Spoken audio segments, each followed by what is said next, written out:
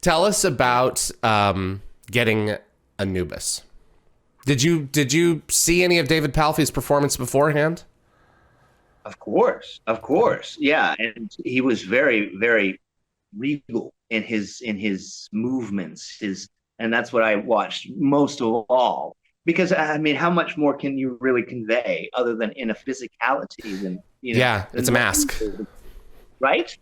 So I thought wonderful work, and all I could do is remain that consistent, that in that level, and once again, I don't mean to throw anything away. I was only there for a moment, and the recognition in that moment was that I give him his 8 years due previous to, and to the unhooding,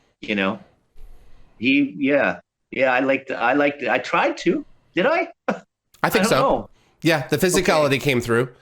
We had never great. seen him, and you're right. It's all based on movement. The only one who ever, got a good look at him was Daniel, and that wasn't even right. us. So, and I hoped recognized that movement before it was, yeah. And I saw it in Peter's direction though too. Tell us about getting that role. Oh man, yeah. I hadn't had the opportunity for, I guess, like a couple months to see this casting director. And I found myself going like, what is that? What am I not doing? Like, what's going on? And his assistant called me in. And I thought, well, okay, well, they're being nice to me and thank you very much. Okay. And they showed me this part that had been established by someone else for 8 years previous. And that we want someone to take it serious, to be groovy about that. There's someone else in this. This is, just a moment of time that is about reverence to what was there. And because his name is Sean Cossey. He's a great guy. Mm-hmm. He was the assistant at the time. And he didn't let anything out of the bag, but he said, Dean, I know you can do this. I've never had that really in any other, from any casting director, whether they're assistant or any, because that was why they call us in, right? And we should know that as actors that they want us to win too, right? But I heard him wanting me to win too, and wanting me to get this role because I could do it. And so I took it seriously when preparing, and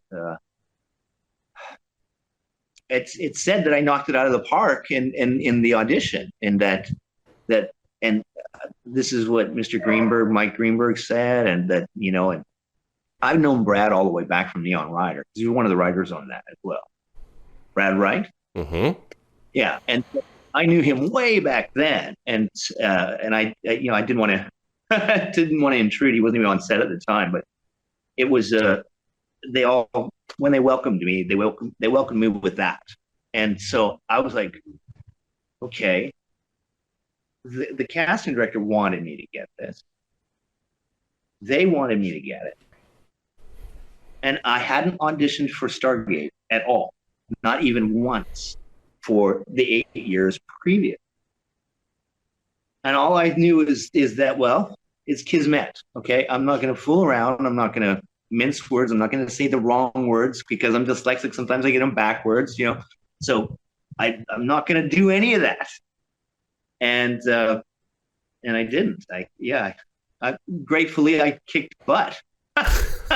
and I'm so just overwhelmed by everything that came since. The relationships and the depth of performance and things that Peter can pull out of anybody is just once again another lovely relationship culmination. To have Peter DeLuise direct me in it, to have his laughs, and we did it in one take. I got a scratch and go card. Yeah, he did. He give you a card, like a scratch winning ticket, for cash.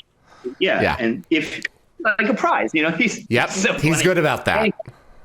Yeah, I think, hey, reward you little meat puppets, because we gotta do. So, and in all of that, it's just it was just love, right? And you it just and ever since. So, and I've taken that on to several other television shows like Riverdale and Twilight, like that same sort of camaraderie. Yeah, it's been cool. There is something to be said for playing the villain, especially the one villain that cannot be killed. Not sure how familiar you are with Anubis's backstory, but this one we can't erase him. All we can do is keep him occupied. And there was something that was kind of scary about that, because SG-1 was known for wiping out bad guys and, you know, getting rid of the Goa'uld, but this was one that managed to get stuck, and you just can't keep this one down. You know, if it wasn't for Oma Dasala interceding later on in that season, you know, we couldn't we couldn't get rid of this guy. Mama Knox Erica says wanted to know, is there anything delicious about playing the villain? In this case, Stargate's ultimate evil. There's lots of delicious cookies. Yes, Mama. I love that ability to not have to. We're all in a place of masks, each of us as human beings, okay? And so in this guy, Anubis, he doesn't have to. He doesn't have to wear any masks. He doesn't have to be a face. He doesn't have to. His presence and essence is the ultimate that can't, as you said, can't be killed, right? Motivations and whatnot are not evil. It's about power. It's about that by any degree, from what I understood. And so that's delicious. That's delightful. That's what could I do with that, right? And you can chew that. I'm drooling as it's happening. Yes, delightful. There is, I think, a portion of all of us and I've talked about the shadow on this show a little bit, the darker part of our nature that you get to indulge in when playing something so off the wall. There's something that's freeing about it. Not like you actually go out and do it, but your sensibilities can alter a little bit to a point where it's like, you know, in this particular case for you, I am the ultimate badass, and I know I am the ultimate badass. And I am going to rule throngs. Yes, David. Everything you just said. Exactly, right?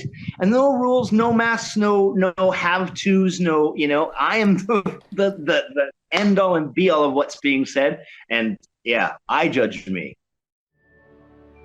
Thanks for watching this clip from Dial the Gate. You can find the full live stream shows on our YouTube channel or visit dialthegate.com for the complete schedule. See you on the other side.